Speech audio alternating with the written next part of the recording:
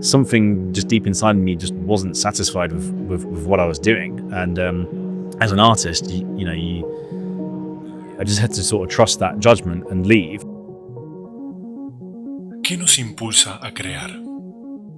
¿Cuán lejos podemos ir hasta encontrar lo que necesitamos como artistas? Quizás haya una o más respuestas, pero me interesa que juntos exploremos el camino. Mi nombre es Ramiro A.M.K. Fernández y este podcast se llama La Bicicleta Creativa.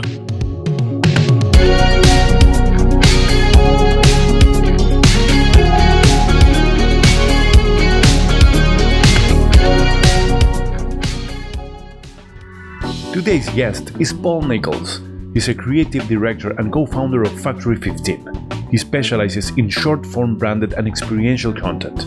He was selected for the Saatchi and Saatchi New Creators Showcase at Cannes Lion, won a BAFTA Award for his 2022 Tokyo Olympics titles, and a Sports Emmy for his contribution to the UFC 306 Inside the Sphere in 2025. Today, we'll talk about his creative process. Welcome to a new, very exciting episode of La Bicicleta Creativa. My name is Ramiro A.M.K. Fernández. I am very happy right now because we are live at Mundos Digitales, one of the greatest events in all Europe regarding VFX, animation, and new media.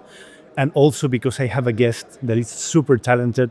He's director and founder of Factory 15, and I will introduce him. So, welcome, Paul Nicholls. Thank you. How are you, man? I'm very good. Yeah, I'm relaxed now. I just finished my presentation, so I'm all yours. I'm all yours for the next hour. That's a lot to say. So, first of all, have you been in Mundos before? Yeah. I can't remember what year it was now, about 14 years ago. I came once, and then I came the year after. So yeah, and then I was in Tenerife for the winter event this year as well. So beautiful. So can you tell the audience what is the vibe? What do you feel about this event? Mundos is great. I think it's just it's ran by a family first of all, and they really care about the industry. I think they, certainly from my experience, when we first started our company 14 years ago, they sort of recognized like new and emerging talent, and they were happy to put them on the big stage with some of the industry veterans, all of the big kind of VFX studios. So even now today, we're a very small studio in comparison to the big guys. So it's awesome to be able to share events like this with the bigger studios, and I think Mundos have been really great at facilitating that and giving people opportunities and to showcase their work, whether they're starting out in the industry or been an industry vet for 30 years. There's a sort of home for everyone at Mundos, and not only that, but they're known for their hospitality, aren't they? I mean, they treat everyone so nicely, so well. I mean, this is like their home in La Coruña, and I think they really bring you on board as part of their family, part of their home. And Manuel and Alba and all of the rest of the crew, they're all just so welcoming and fantastic to be around. So yeah. Oh yeah, that's amazing. And what I feel of the event is that everything is kind of like horizontal. You could feel that you could reach like the owner of a super big studio, a super talented artist, and someone that is starting, and we are at the same level here. So for me, it's like more reaching the human side of like artists and studios. So for me, that also is beautiful. Yeah, exactly. And it's great having kind of conversations with, directors of studios, but also students and everyone in between. Like you say, on that kind of level playing field here. I haven't been to this venue before, but so I'm looking forward to some of the more social time we have to sort of spend more with people, things like that. But yeah, it's great. Like you said, it does just level the playing field a little bit and gives people an opportunity to talk to people and get some insight into how the industry is, how to kind of get ahead in the industry, and also just make connections at the end of the day. I think of course. The more you realize that your career is often dictated by the connections that you make versus how talented you are. Of course, you need a talented baseline of talent to sort of get anywhere, but I think Mundos is one of those places where you realize that it is about the connections you make. 50 or 51% of your career decisions are based on people you meet along the way. And there's several examples that we could talk about here, myself included, of people that we've met at Mundos who have then had an impact in your career or projects that you might have worked on, etc. So yeah, someone said that they hire because of your like aptitude, but what it drives you and it gives you a career is your attitude. It's your attitude or something like that. So Yeah. it's the other part of you, right? Yeah, So aptitude and attitude. Yeah. exactly. So let me explain you a little bit the dynamic of this No, podcast. What are we doing? The fun part. So based on your incredible work and what I saw, what I felt, etc., I carefully chose a word that will be the Kickstarter for our conversation Okay. to dive deep into creative process, creative waters. Sounds good? Yeah, sounds great. So Okay. what these cards are about? What are these cards Oh, about? these are also like have like a reference to some of your works. Oh, okay. So we could randomly select it if you want.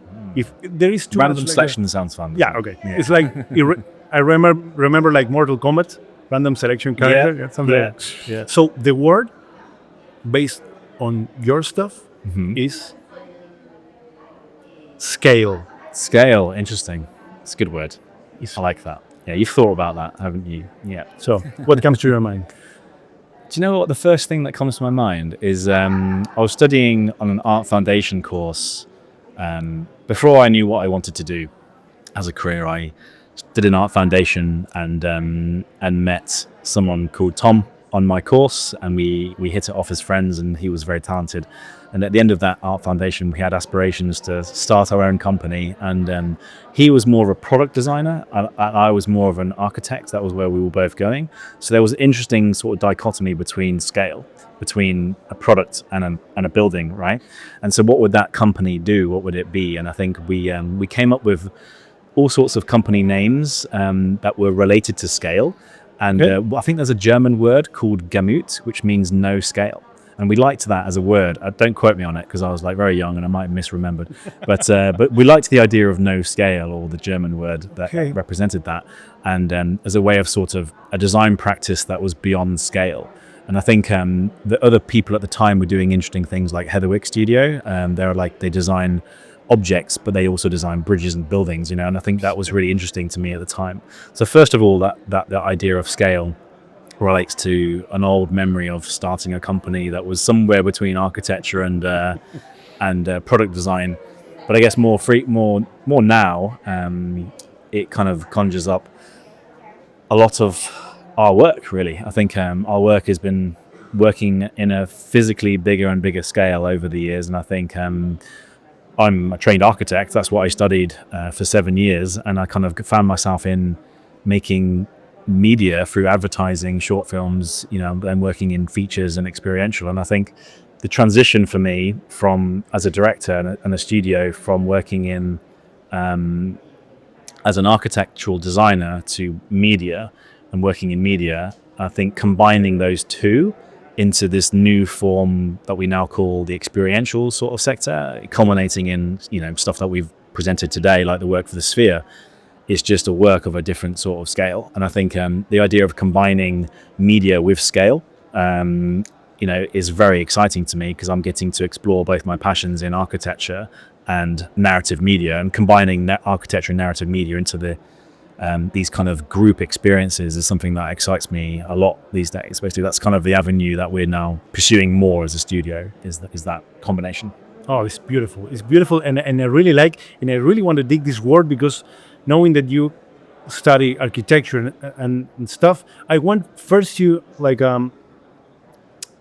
ask you, how do you feel about the scale of things? Because I think that normal people say like, okay, this is big, this is small, whatever, but you have a perception, you project design on things. I assume that you could visualize immense things, and like narrative supports like VR or the Sphere give you the possibility of actually giving like image, power, reality to those visions. So how do you experience scale in general? Don't know how to answer that. I think the only thing that comes to mind is, again, as a sort of architectural student, going to some of these colossal venues around Italy in particular, all of the kind of the regal churches and the spiritual spaces. I think that had a profound impact on me, because I think you walk into those buildings and you just feel something, right? I think you're not just you're feeling the sort of presence of the space. And I'm not remotely religious, but I think the impact that those kind of spaces that were built to create a feeling I think is something that's lost in culture today because we're less religious as a sort of world, and which I support. But it's also the reality that some of those buildings made you feel something that you just don't feel very often these days. And I think while the Sphere is a long way from a spiritual building, it gives you that same sort of feeling. It just gives you that same sort of wow feeling that you're inside something that's just an amazing feat of engineering, and it makes you feel something like incredibly small inside, but also and I think that's what I miss about those moments as a teenager and exploring sort of European architecture and feeling something inside these gigantic spaces. I think is something that I think is missed these days more and more in society, these kind of cultural icons of their time. And interestingly, the film that we created for the Sphere back in 2016 to sort of help get it funded played on the emotion of that. So the film not only tried to visualize the future of dance, the future of esports, etc., blah blah blah blah, but it tried to create this notion that these historic venues are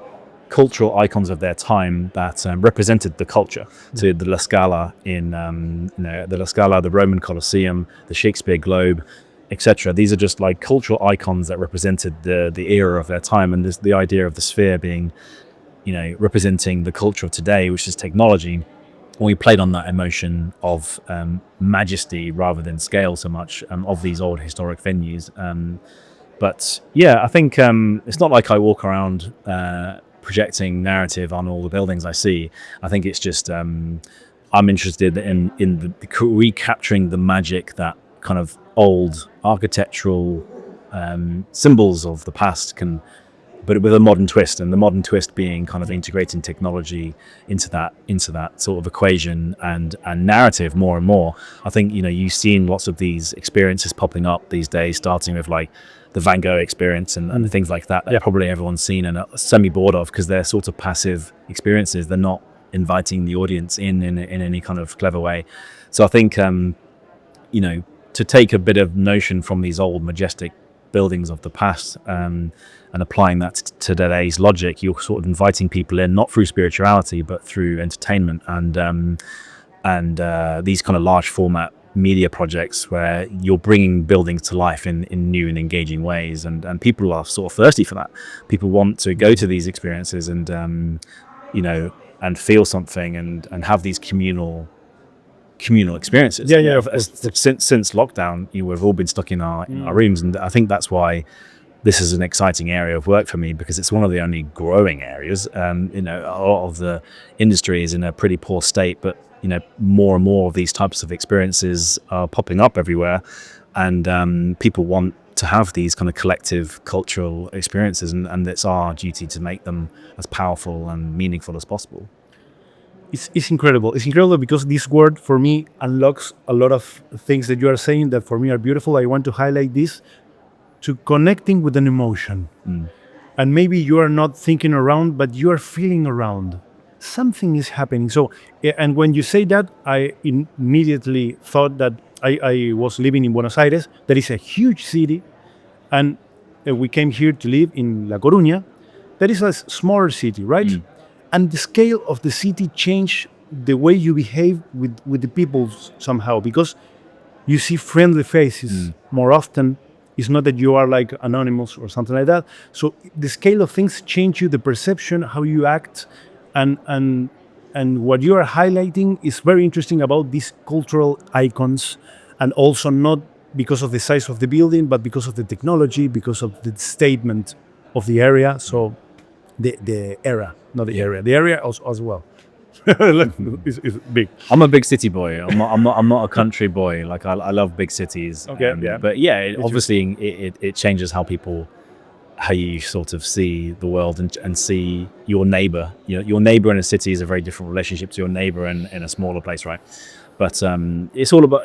I'm quite lucky because I've got a little bit of a kind of village vibe in my city that I live in. But yeah, I think I've always been attracted to big places, high energy places of scale. To come back to that word, from Coventry in the Midlands in England, which is the furthest point away from the sea that you can get in Britain, basically. And so London was really attractive to me to live there and be around the the hustle and bustle, but also just the energy of the place and the scale of the city. Like whenever I visit other big cities like Tokyo, I'm just blown away. It's just like you think you're in the center, and then you travel 30 minutes, and it's the same level of kind of built up area. And there's some people find that very almost too much or claustrophobic in a sense. But I love it. I love being able to be surrounded by these huge buildings, but also the culture and the sort of the atmosphere that brings, and the energy and the food and the culture and the music, So It's in my checklist. I need to eat ramen like every 15 minutes. Man after my own heart, yeah. Ishiran ramen, Japan, do it. Oh my God. So do you want to Let's do this game. I'd like to do this game, yeah. You could grab each one, Okay. flip it, and let's talk about Let's that go. project. And Oh my God, okay. Chupan Chupai. Oh, beautiful, beautiful. Yeah. Where do I start with that one here? I'm going to take So- a sip of water for that one. Yeah. For me, it was very beautiful seeing like a smart city with this child game, like at the scale of what a child could think or dream versus this huge city. For me, was super interesting, and also something that maybe is not so related with scale, but today, like the majority of like teenagers, wherever, are with the phone. Yeah. Are with the life inside of technology. In this, the city is smart, but the children are playing like an analogical game. It's like the opposite of the reality. Yeah. So for me, it was super interesting, and all the direction, the editing, etc. So what could you say about it? This project actually holds a very special place in my heart. Not because of I'm particularly proud of the end result, but it's one of those sort of journey, not the destination sort of projects. And I think I learned a lot from it because we nearly didn't do that project. It was a very, very scary project from the outset. It was the idea of going with two other people, traveling around India, working with orphan kids who have no acting experience. You have a very loose idea of a story. To give some context, the project was for an exhibition that was ran by a curator who's a friend of mine called Liam Young. And he did a few projects that we helped him on, helped him with some film work when we first started our studio, this kind of experimental architectural narrative film work. And he does a lot of that too. So we collaborated on several projects. And this was for a museum in Lisbon, actually, that we were creating this film for. So that's the context. But we really didn't nearly do it because it was just a bonkers thing to take on at the time. And Jono, my business partner, he was like, should we do it, or should we not do it? And I think every part of me felt like we shouldn't do it, because it was very intimidating. Okay. But I sort of said yes, and we went for it.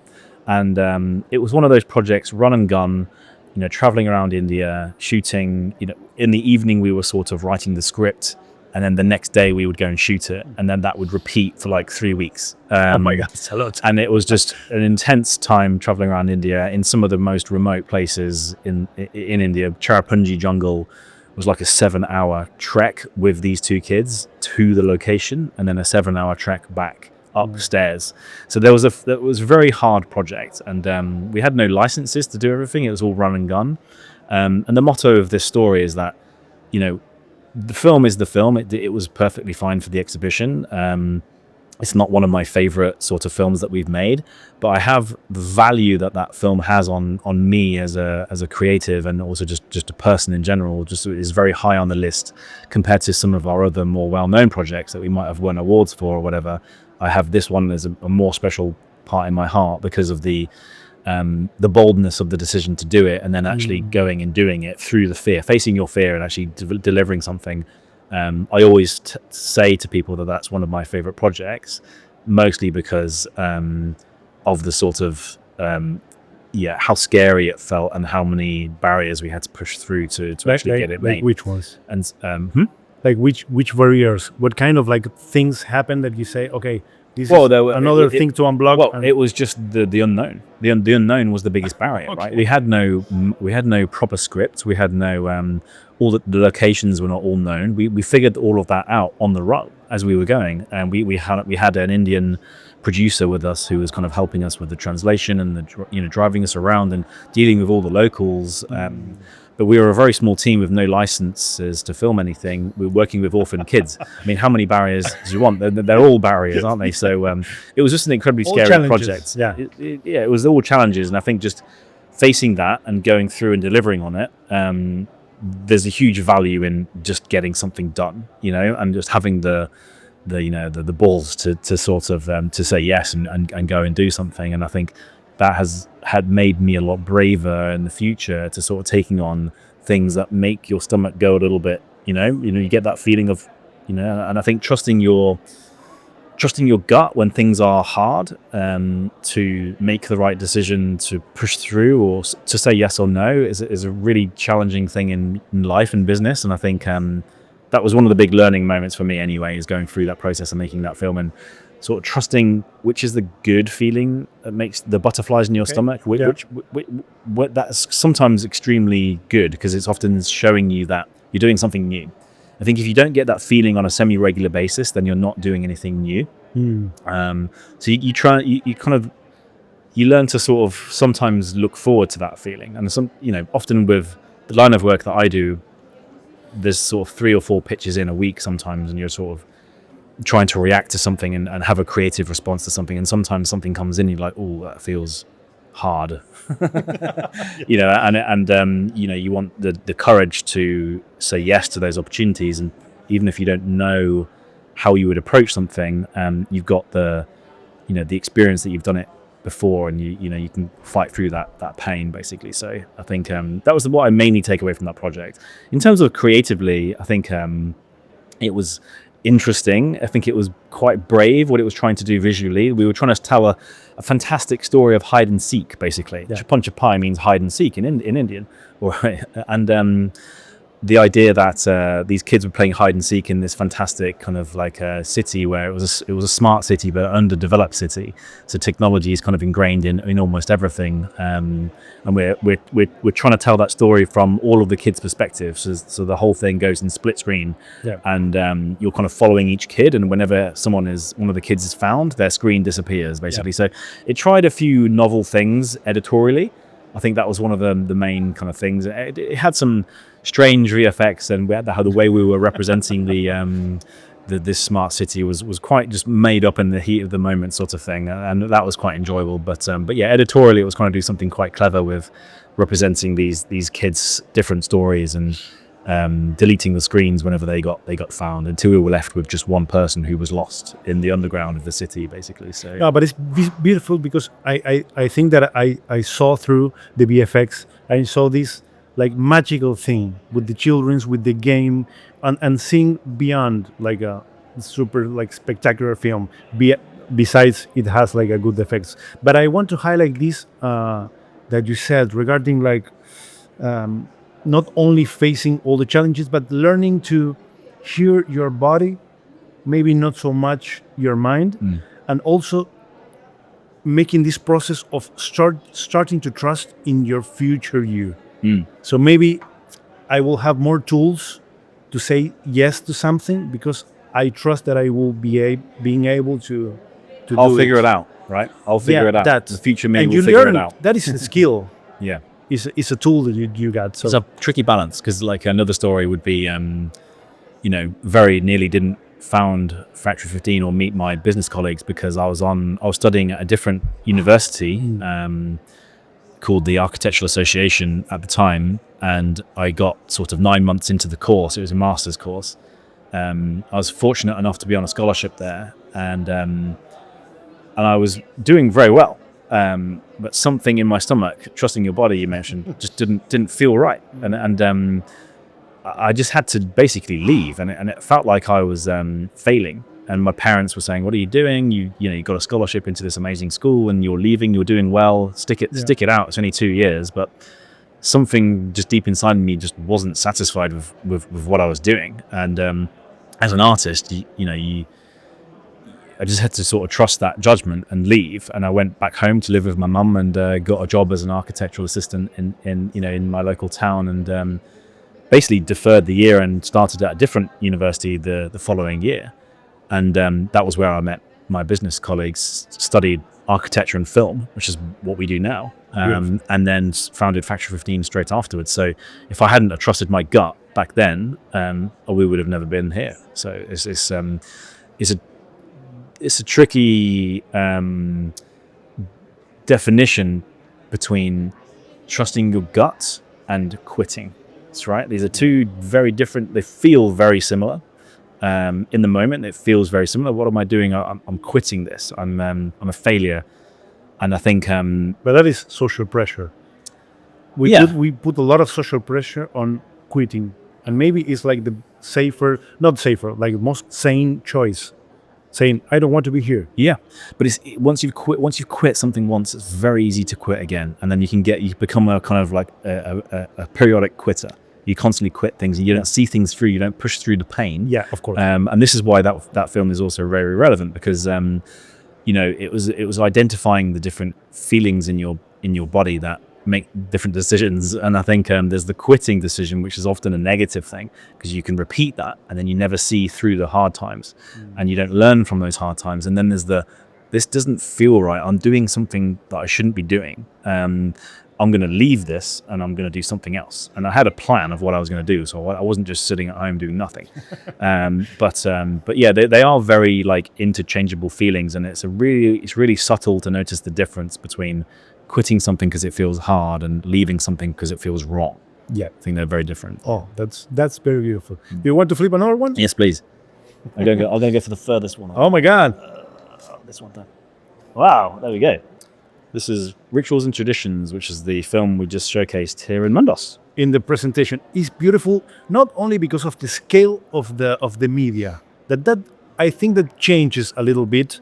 Of course, the technical challenge, wherever you are not intimidated, as you said in your presentation, but it's not the same working in a screen that in a huge sphere that, like, I don't know, is bigger than this city. So, and I worked in mapping projection. All right. So I understand a bit what it feels, how much you could push something to see it like in 3D or with depth or wherever. So all that consideration is also altering like the perception of the story, of the effect, of the scale, of the medium. So I want to talk a little bit about this project because it has like a lot of detail, insane amount of detail, insane amount of work researching the culture, the Mexican culture, and the scale of the sphere.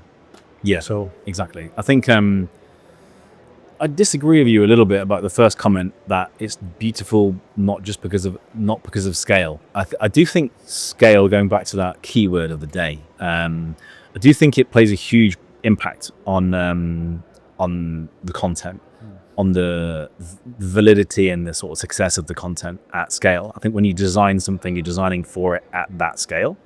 So it's really not designed to be shown on a what is still a very big screen here, but very small in comparison to the sphere. Yes. So I think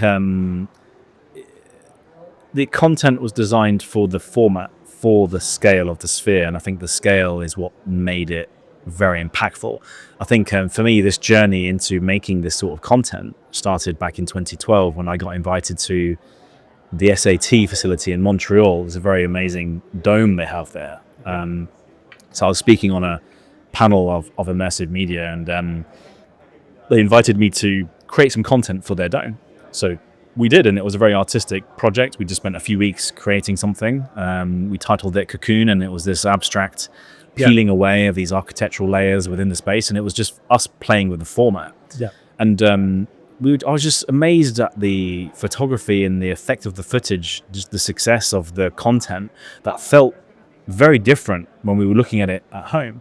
And as soon as we plugged it into the dome, it just had that church-like feeling.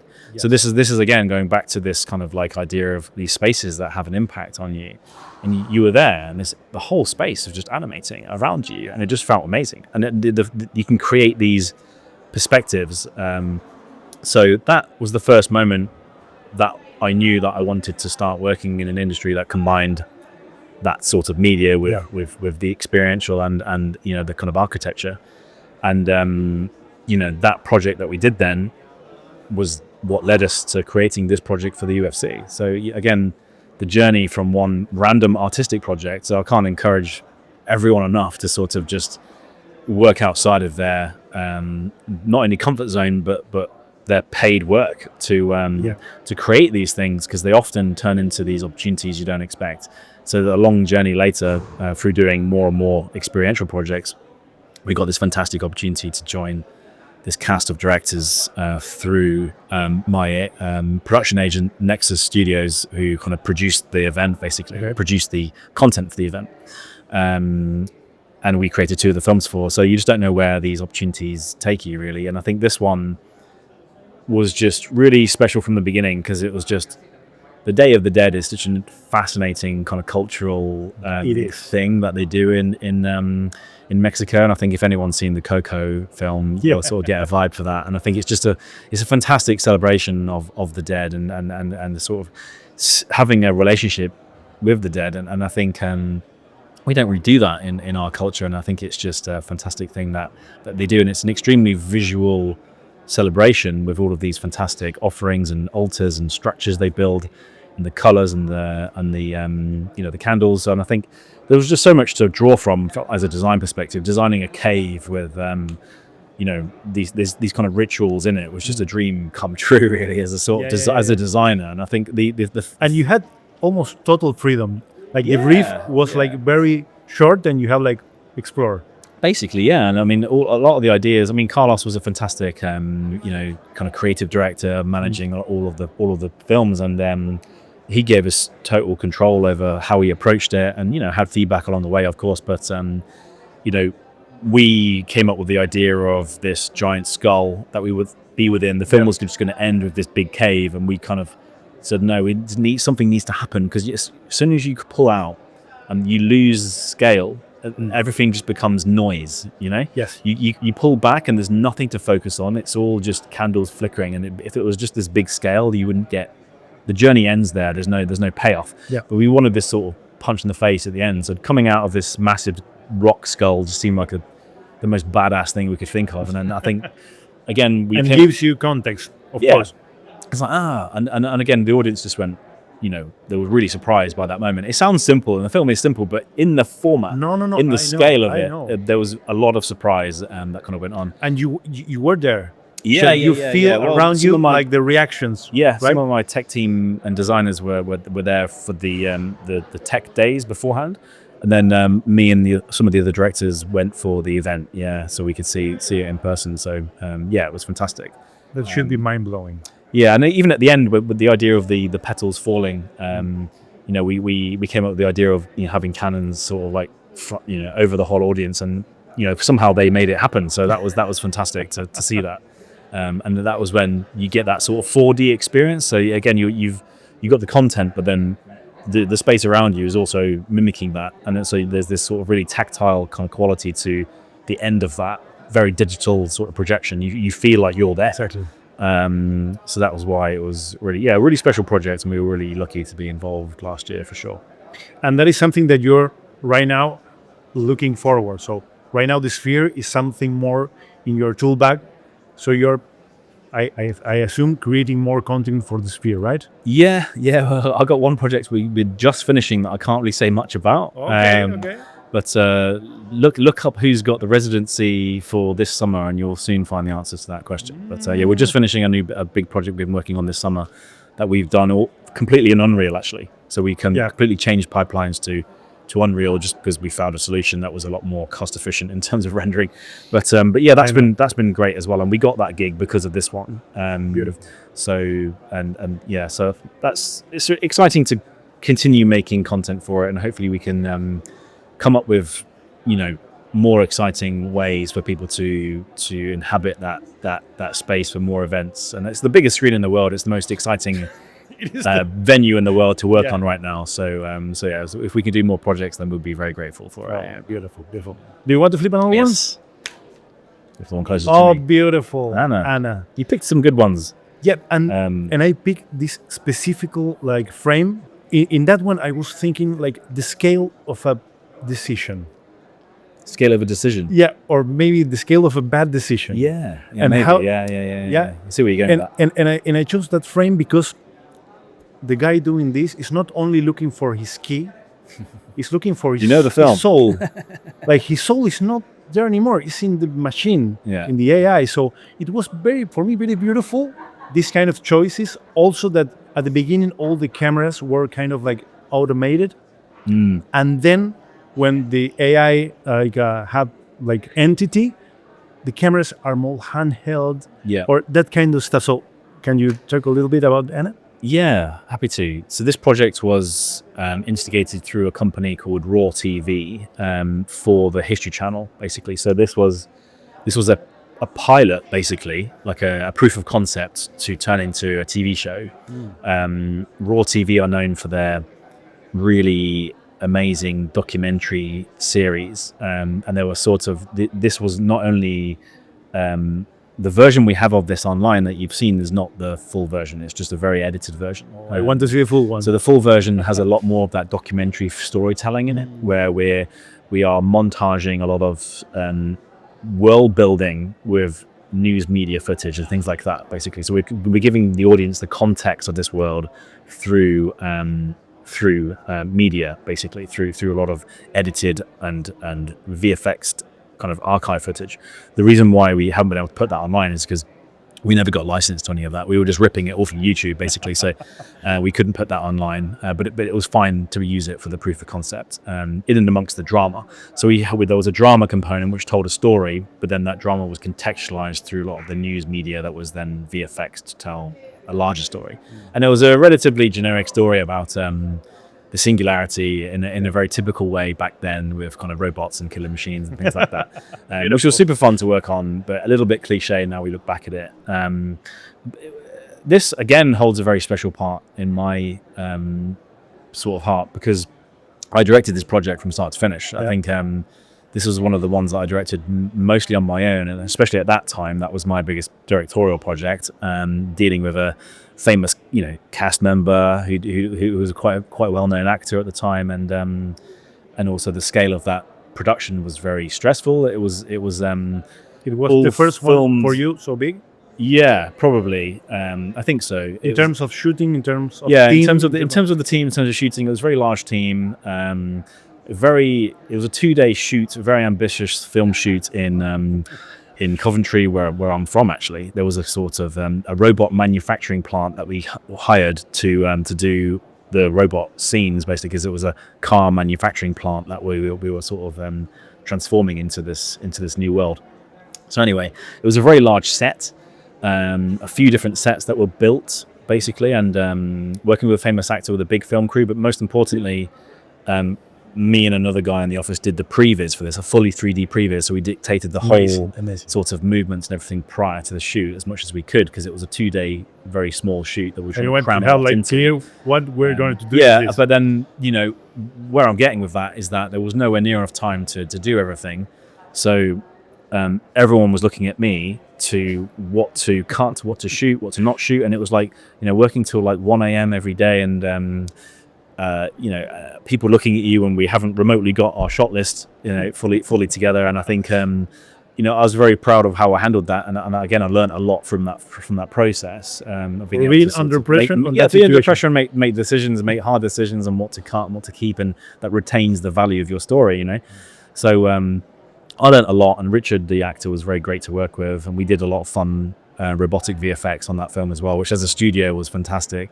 Another thing I learned from that was, again, there's a few examples of this I can give, but sometimes when you do a caliber of project that is above where you work, so this was another one that sort of jumped in terms of the sort of quality and the caliber that we were able to produce at that time. It was still very young at that point, working in a small studio in Brixton. So we just thought, as soon as that film went out there, the phone's going to ring. The phone's going to ring. There's going to be all these opportunities, and it didn't happen that way. And and it never does. We've done a few of those since, and there's always a new project that kind of breaks the mold and makes it. The Olympics project. I don't know if it's here, but that was a big one in advertising that we just thought, we'd won a BAFTA for, and that's going to be it now. We've made it. We're going to be making all these commercials. We're there. We're going to. Where's the looking at the phone? Come on, where's the phone calls? So surprisingly, business hasn't worked like that for us. I think maybe it does for some, but they're all stepping stones to the next best thing, but they're not. But it's not like a linear step. You know, it's a much more of a sort of windy path upwards, and no one project really has quite the impact that you think it's going to have, especially when you emotionally invest in it for so long. So, but yeah, that was one of those moments for sure with this one. Yeah. And what do you think? Like, you say something in your talk that for me was super relevant, because in my presentation tomorrow, I will say something that back in the day we had like the blank canvas blocking, something like that, and today with the AI we have like the full page blocking. Like there's no room for me to do nothing because it's all done. Yeah. And you mentioned something about like with the AI generated images, we have to go backwards. Yeah, that was specifically for storyboarding. Yeah, I really found like connected with that, and with that feeling of where is my place as an artist. Yeah. Maybe this is what I have to do. Yeah. So maybe for reference is okay, but if this does what it makes me an artist, I already lose my being. Yeah, exactly. And I think just to contextualize what you're saying, in my presentation, I was talking about 2 films that we created for the Sphere event last year. One of which we created quite illustrative storyboards for as a starting process, and another one, which another of the directors who's known for working in AI, and very good work that he does. But as a sort of process, I didn't enjoy it because he was giving us AI images as literal storyboards to follow, and it wasn't linear, and it didn't make sense from a visual perspective. You know, there was a lot of reverse engineering that needed to be done, but it did just feel like we were moving backwards in terms of a process.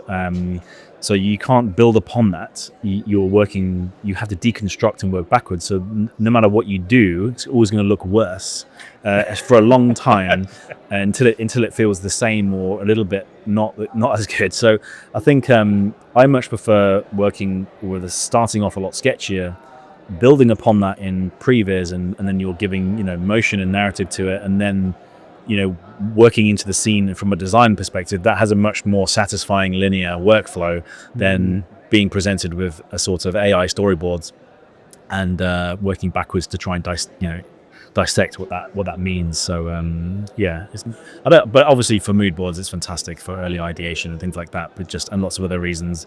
But for storyboards specifically, I don't recommend working that way. I feel that it's beautiful as a tool, but not as a final result. Yeah. And we need to move away from that to avoiding feeling like shit. Yeah, well, otherwise you're just looking back at the storyboards and thinking, it doesn't look quite as good as that. So Next one. I'll go all the way over here. Oh my God, far away. No, well, another Sphere project. So this is the Mercedes Sphere But F1 this is the project. outside. The outside, the Exosphere project, yeah. And for me, this was beautiful because when I saw like the reflections, like you have the crystal, I say, there is a square there that you could like spin and see. Is in post-production because from this point of view, it looks perfect. Like snow glow. Yeah. It's beautiful. And when you explain that thing that you have like the mappet from both sides, it was like, it makes sense. But you perceive the depth when you are far away? Yeah, so I mean, this is the second Exosphere project that we've done. And this was really interesting because this idea of this sort of turning the sphere into a snow globe, it just has a very clever visual illusion that just it looks very surreal when you look at it now because it just doesn't look quite real. But I think this was for the Formula One Grand Prix, to give some context. You're a big fan of Formula One, I'm a big Formula right? One fan, yeah. So any opportunity to work in Formula One, I'm like, that's my bag. But this was for the Formula One Grand Prix, which is one of the biggest opportunities for Exosphere content because it's a huge public event. F1's super popular, and it's a worldwide broadcast. So all the major brands want to be on the Sphere because it's like the world's best billboard to present your brand on, right? So there's always a few opportunities around that time, and this was one that came to us from Merkley, who have the Mercedes account. They're the creative department from Mercedes, and we created this snow globe idea, and we pitched this in just to explain our process and how we get these kind of projects. So through our agent Nexus Studios. We pitched with them. They were producing. We did all the content and the direction, and the way we pitch is often over sometimes 24 hours or 48 hours. I think we had a bit more on this one. It was like 3 days, including the weekend. And we tend to do pretty hardcore 3D tests for our pitching process. So all for free. Very rarely you're kind of getting these opportunities paid pitch. Sometimes they are, but so we invest quite a lot in these kind of pitching opportunities. And for this one, we literally built the sphere and we built the snow globe for real. And we kind of created this test, and that was what sold the idea of the snow globe with these kind of cars inside to the agency. And then we did it for real. And we'd already had the pipeline from a previous project to use for realizing it on the sphere. So we had a concept test, but then we knew how we were going to do it in reality. If they say, I want to test it, yes. Here but the interesting thing about the format for the Exosphere is, it's a 360 piece of content, but often the most successful projects that give the coolest illusion, they're using these perspective renders, basically, which we call 2-op renders. And this is like an image on the front and back, and it's distorted in a certain way that gives you the illusion of it takes away the spherical distortion. So what that allows you to do is play with some really interesting perspectives. This is a relatively simple one with the car and this environment. And then you're combining like a traditional perspective render that's distorted for the sphere with a spherical render of the particles swirling around the snow globe effect. And then you mentioned the reflections. They are just post effects that are on the front and back that are just designed in a certain way to give the right illusion from the right side. It means that if you were to divert from that perspective, it doesn't look as good. And I think this is something that... No, and also because of the... like in projection mapping, this is perfect for this angle of the drone, but if you see it from the a human perspective, you see like... we're aware of that, and this is the final format is like the video of the sphere with the content, right? Exactly. So that's the whole point. The whole point is that it is, although it's an experiential project, it is sort of designed as a billboard, similar to those 3D billboards you get on the corner of buildings in London or New York. Only from that point of view. From that position. To sell the experience. Yeah. And that's what people want. They want their social media clips and things like that, and the brands want that kind of thing for their marketing. And the best view of it is like that. But the sphere in general, they're wanting to sort of push more spherical idea projects more and more. But the reality is that the sort of the illusion of perspective is what makes it so successful, and that by doing that you have to lock it from a certain angle. Of course. But it's our job. We do lots of studies to get like a range angle. So it works from here and to here. We give them like a cone angle of a success, and then when you break away from that cone, it looks less good.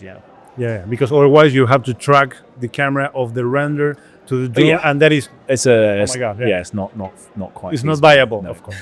Well, we're nearing to the end, so if you want, just flip a few over. Flip everyone. So if you want to talk about anything, I'll talk special, about this one. This one's Jonah. To talk about Jonah. So this is Jonah. This is our first official short film as a studio after we graduated. And for this one, the fish has scales. Hey. Okay. I see you in there. I was like, where are you going with that? Yeah, scales. And also, for me, it was super interesting that how the city was animated, like in little parts, like scales as well. The scale of like the ambition of the protagonist. So beautiful short film. I think even just comparing that with the latest one, Rituals and Traditions for the Sphere, I think you can see a lot of polarity there, just in terms of the excessive amount of detail in everything. But no, this project came in to one of my business partners, Kibwe. So he was, after uni, his film in particular did really well online, and he got signed to an agency, and he got given some development money to make a short film through Film 4 and the BFI and the National Lottery in the UK. And it was a great opportunity, and it was filmed in Zanzibar. He was working with Jack Thorne, a very famous now writer. And then we were doing all of the design and visual effects, and then later Jellyfish Pictures came on board to help us with the fish. So beautiful. This was, can't stagger how important this was for our studio, just in establishing us as, continuing what we'd started at uni and the exposure that we'd had from our university films online, and then just releasing this was the big kind of we're in the industry, we're doing interesting work, we're here to stay sort of thing. And for Kibwe in particular, that sort of expedited his career to feature films basically. And for us as a studio, we were just known for making these kind of interesting political, social, kind of architectural films and visual effects that were quite centered around that. So we built, careers in advertising, architectural visualization, as well as filmmaking off the back of that film, really. So, but also, I really like that in this film, for instance, the architecture is one more character in the story. Exactly. So that's been our whole mantra for 15 years is environmental storytelling. Not something else is part of the... Yeah, environmental storytelling is a big part of what we do, world building. And, even for the Olympics, is the Olympics here? Let me have No. So it's all of our work, we encourage But talk about the Olympics, of the course. environment to be part of the story. And I think this goes all the way back to, when we were studying, because we studied like architecture and fiction, right? So you think of Blade Runner, you think of Children of Men, you think of, Minority Report, all of these kind of Philip K. Dick films, right? And I think in particular, it was the idea that Spielberg commissioned the design of the world before the script had even been written for Minority Report, and it was that emphasis on design in the filmmaking process that really fascinated us back in the day. So we've always employed this design-focused storytelling, where the richer the world, if you design the film along with the script rather than designing after the script, you get a much richer world. More feedback between... And all of the films that I've just made an example, Blade Runner, etc., they do that to the best degree, right? Yeah. So they give a huge emphasis on the world building and the design, and that creates a more compelling, a richer fiction. I think the films that don't do that as well, like a lot of more modern films, if I'm quite honest, you just care less. They don't emphasize world building and in them as much as before. They're much more character led, and you're left without the sense of believing the world. And you think of Dennis Villeneuve is probably the best modern equivalent of that sort of strategy, where the design and the world building is so much part of your enjoyment from those projects, and like Dune and things like that. So I think that was what we tried to start in Jonah, and that had a huge impact on the way that we tell stories, making the environment a character in the story. Yeah, same as the Olympics. You're watching that 1 minute clip. There's a few acting performances in there, but the main star of the show is Tokyo. It's the way that we're designing Tokyo and centering it around the Olympics, the sports, the athletes is what makes that film enjoyable to watch. And so the main character is Tokyo. Yeah. And the culture and everything is really amazing. Thank you. Well, this has been... There's incredible. one more. What's that one? No, these are mine. Oh, okay. Do you want to talk about Colossus? No, okay. Not really, no. So, this is for you. What's this? A little gift for you to keep opening good conversations. Okay, well, I'll guess what it is. Have you watched the movie 7? Oh, a little bicycle. Yeah? Is it that you could open like bottles. Oh, okay. A bottle opener.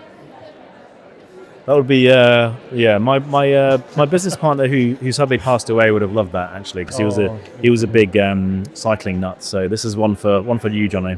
Yeah. One for him.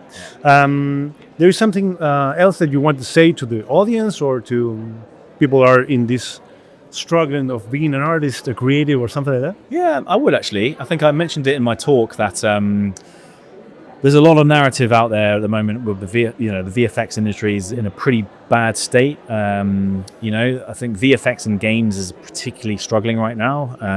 I feel like that's a twofold thing. The industry overinflated a little bit during COVID. Lots of the channels were making lots of content. All the big game studios were kind of hiring thousands of people, and I think the reality is we've kind of gone back down to pre-pandemic levels. And I think there's a lot of uncertainty out there right now that everyone's talking about. I would end on a slightly more positive note that the experiential sector is one of the only sectors that actually is booming right now. Okay. And I think a few of the students asked me, how do you train for that kind of thing? And it's the same. It's the same process. It's animation, it's rendering, it's design, it's 3D modeling, it's texturing, and I think there's no difference. It's a slightly different format. It's a slightly different rendering and export process, but the fundamentals are the same. So you're not training specifically for that. You already have the skills potentially to work in those areas.